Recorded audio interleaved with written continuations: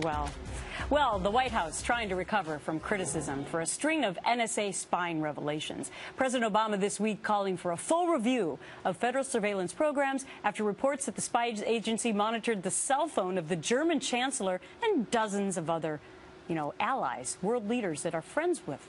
The Senate Intel Committee also vowing to investigate. Judge Andrew Napolitano is Fox News senior judicial analyst. You heard his laugh just a few moments ago. Over the costumes. Yes, over the costumes. I'm sure you have yours ready to go. Ready to go. All right, so the NSA and the president now saying they're going to take a step back. Your thoughts?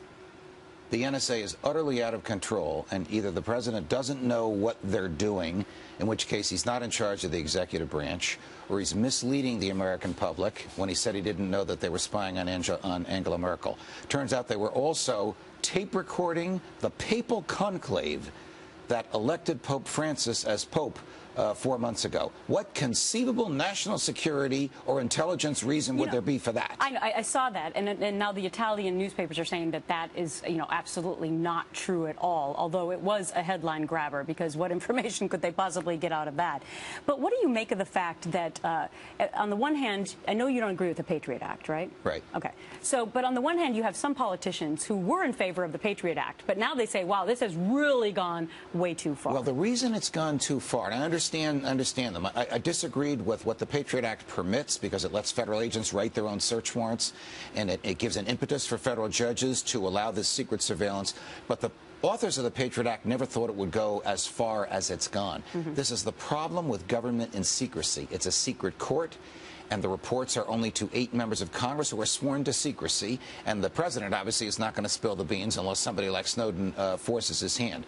Government in secrecy does whatever it wants to do because it knows it's not accountable, because it believes we can't watch it and we'll never learn what it's doing. Well, speaking of potential overreach, in the wake of all these NSA spying revelations, renewed debate now over an effort to equip cars with these little black boxes. They're supposed to keep track of your miles, help you calculate fuel tax, but concerns, Judge, are what in your mind? This is the states imitating the federal government. The federal government monitors us in secret and gets away with it. Now the states want to put a black box in each of our cars so it can tax us for the time we spend driving.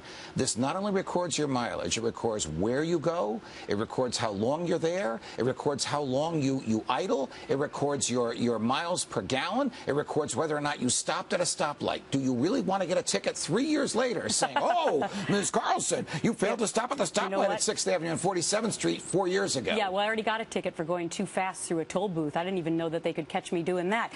But other people are concerned with the fact that you'll now be paying for the amount of time that you're driving. Is that fair?